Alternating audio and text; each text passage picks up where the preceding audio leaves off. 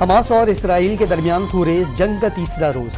صہیونی forces کی غزہ کی پٹی میں سول آبادی پر مسلسل وحشیانہ بمباری۔ 3 روز سے جاری حملوں میں شہداء کی تعداد 500 سے بڑھ گئی۔ ایک ہی خاندان کے 19 افراد بھی شہداء میں شامل، 2700 افراد زخمی۔ حماس کے حملوں میں مارے گئے اسرائیلیوں کی تعداد 700 سے تجاوز۔ غزہ کی پٹی سے 1,23,000 افراد بے گھر، 73,000 سے زائد افراد نے اسکولوں میں پناہ لے لی۔ اسرائیلی وزیر دفاع کا غزہ کی مکمل ناکہ بندی کر کے بجلی، راشن اور ایندھن کی سپلائی روکنے کا حکم۔ اقوام متحدہ نے غزہ میں پناہ گزینوں سے بھرے اسکول کو نشانہ بنانے کی تصدیق کر دی۔ پناہ گزینوں کی تعداد بڑھنے کا خدشہ۔ اسرائیل کے خلاف طوفان الاقصی کے نام سے اب تک کے سب سے بڑے آپریشن پر امریکہ، کینیڈا میں مظاہرے، عرب ممالک میں فلسطینیوں سے یکجہتی کا اظہار۔ حیدرآباد میں مقیم فلسطینی شہریوں کا پریس کلب کے سامنے مظاہرہ، اسرائیل کے خلاف نعرے بازی۔ اسرائیل کی مدد کے لیے جنگی بیڑا بھیجنے کے امریکی اعلان سے کشیدگی بڑھنے لگی۔ ایران نے فلسطینیوں پر امریکی حملے کا عراق اور لبنان کے ساتھ مل کر جواب دینے کا انتباہ دے دیا۔ بہت جلد مسجد الاقصی میں ایک ساتھ نماز پڑھیں گے، ایرانی صدر کا اسلامی جہاد کی قیادت سے رابطہ۔ حماس نے امریکی اقدام فلسطینیوں کے خلاف جارحت قرار دے کر خبردار کر دیا، امریکی بحریہ سے ڈرنے والے نہیں۔ اسرائیل فلسطین کشیدگی پر اقوام متحدہ کی سلامتی کونسل کا بند کمرہ اجلاس بے نتیجہ ختم۔ باضابطہ قرارداد پیش ہو سکی نہ، مشترکہ اعلامیہ جاری ہوا۔ امریکہ کی جانب سے حماس کی مذمت کرنے پر زور، سلامتی کونسل کے کئی ارکان نے ہاں میں ہاں ملانے سے انکار کر دیا۔ روسی سفیر کی فوری جنگ بندی اور بامعنی مذاکرات کی تجویز، چین کی عام شہریوں پر کیے گئے تمام حملوں کی مذمت۔ سپریم کورٹ میں پریکٹس اینڈ پروسیجر کیس کی فل کورٹ براہ راست سماعت۔ پارلیمنٹ نے اچھی نیت سے قانون سازی کی ہے، چیف جسٹس کے ریمارکس۔ اس کیس میں اچھے برے یا صحیح غلط کا سوال نہیں، اختیار کا سوال ہے۔ یہ بتائیں سپریم کورٹ کے رولز بنانے کا اختیار پارلیمنٹ کے پاس ہے یا نہیں؟ جسٹس اعجاز الاحسن کا استفسار۔ انصاف تک رسائی کے حق کی سپریم کورٹ خلاف ورزی کر رہی ہو تو کیا پارلیمنٹ مداخلت نہیں کر سکتی؟ جسٹس اطہر من اللہ کا سوال۔ کیا پارلیمنٹ قانون سازی کے ذریعے سپریم کورٹ کے آئینی رولز بھی ختم کر سکتی ہے؟ جسٹس منیب اختر کا مکالمہ۔ سماعت آج دن 11:30 بجے پھر ہوگی۔ Attorney General, will you lead the arguments or will you respond to the arguments? Yes, I will respond, my lord. Mr. Sir, this is very unfair. My lord, the Chief Justice, this is very unfair. آپ نے کہا تھا کہ attorney general صاحب کو argue کرنے دیں، ہم آپ کو بعد میں سنیں گے۔ اب آپ دکھائیے، آرڈر شیٹ دکھائیے۔ یہ دکھائیے۔ This is very unfair. I will not argue if you don't want to hear me, but don't put things which are factually incorrect. ویسے اگر کوئی بات کر رہے تمیز سے کوئی حرج ہوتا ہے؟ ویسے نہیں سر، آپ اپنے اسلوب کو دیکھیے، آپ اپنے اسلوب کو دیکھیے، پھر آپ ہمارے متعلق بات نہیں۔ Supreme court practice and procedure act کے خلاف سماعت کے دوران وکیل امتیاز صدیقی اور چیف جسٹس میں تلخ کلامی۔ اٹارنی جنرل سے پہلے درخواست گزار کو سننا چاہیے، خواجہ طارق رحیم بھی آپ کے رویے کی وجہ سے عدالت نہیں آئے۔ امتیاز صدیقی کی شکایت، کیا آپ کو خواجہ طارق رحیم نے پیغام پہنچانے کا کہا ہے؟ حکم نامے میں کہاں لکھا ہے کہ آپ کو بھی سننا ہے؟ تمیز سے بات کرنے میں کوئی مسئلہ تھا؟ اپنی سیٹ پر بیٹھ جائیں، چیف جسٹس کا اظہار برہمی۔ سائفر کیس میں پی ٹی آئی چیئرمین اور سابق وزیر خارجہ شاہ محمود قریشی پر فرد جرم کے لیے 17 اکتوبر کی تاریخ مقرر۔ اڈیالہ جیل میں سماعت، ملزمان کے وکلا کو کیس کے چالان کی نقول فراہم کر دی گئی۔ سابق وزیر اعظم کا چالان وصول اور دستخط کرنے سے انکار۔ توشہ خانہ فوجداری کیس کا فیصلہ معطل کرنے کی درخواست پر فیصلہ محفوظ، عدالتی حوالے دیکھنے کے بعد مناسب حکم جاری کیا جائے گا۔ چیف جسٹس اسلام آباد ہائی کورٹ کے ریمارکس۔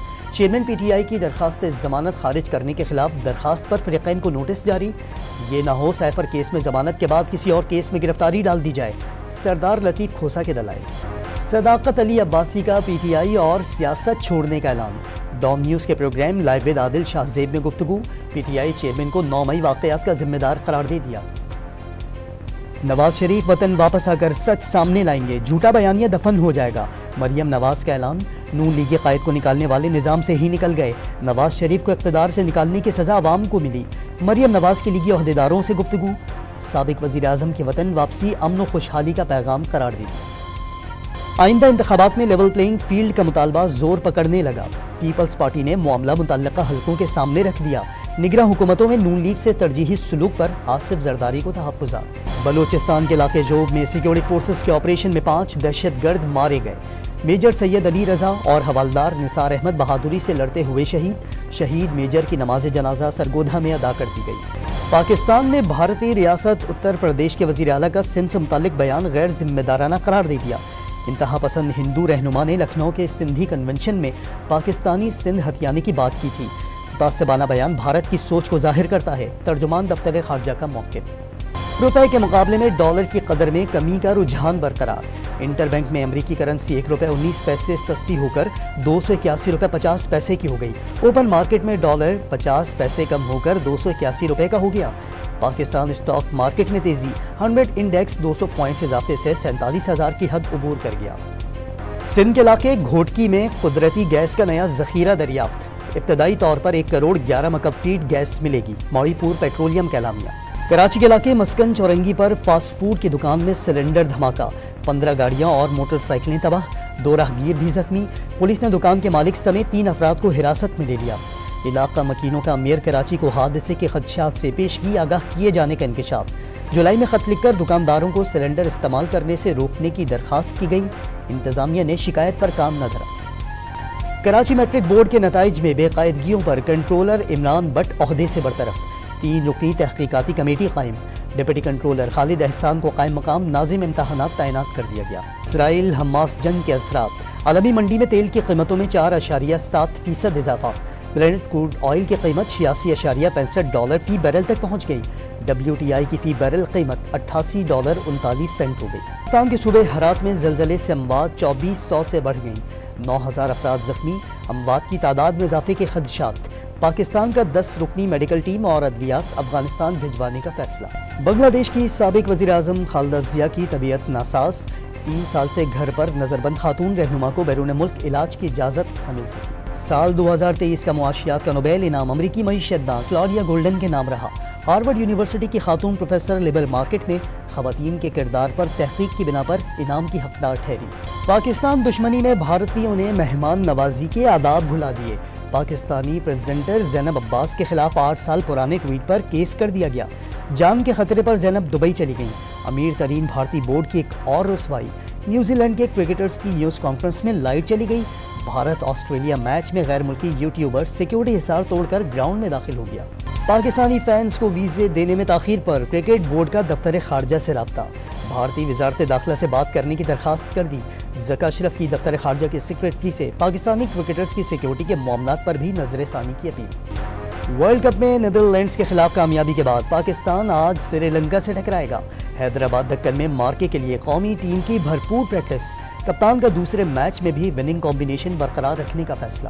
کرکٹ ورلڈ کپ میں نیوزی لینڈ نے نیدرلینڈز کو 99 رن سے شکست دے دی۔ نیوزی لینڈ نے پہلے کھیلتے ہوئے 322 رنز کا ہدف دیا۔ نیدرلینڈز کی ٹیم 223 رنز پر ڈھیر، مچل سینٹنر نے 5 وکٹیں اڑائی۔ زرعی یونیورسٹی پشاور میں پاک آرمی کے تعاون سے سپورٹس گالا، مختلف کالجز کے 1000 سے زائد طلباء و طالبات نے 16 مختلف کھیلوں میں حصہ لیا۔ کھلاڑیوں کا کھیلوں کے انعقاد پر خوشی کا اظہار۔ کراچی کے قدیم علاقے لیاری کے ڈریم ہاؤس میں لڑکیوں کے ٹیکسٹائل فن پاروں کی نمائش، مقامی فنکاروں نے فن کے جوہر پیش کر دیے، بچیوں کے دھنک رنگوں نے بھی شرکا کی توجہ سمیٹی۔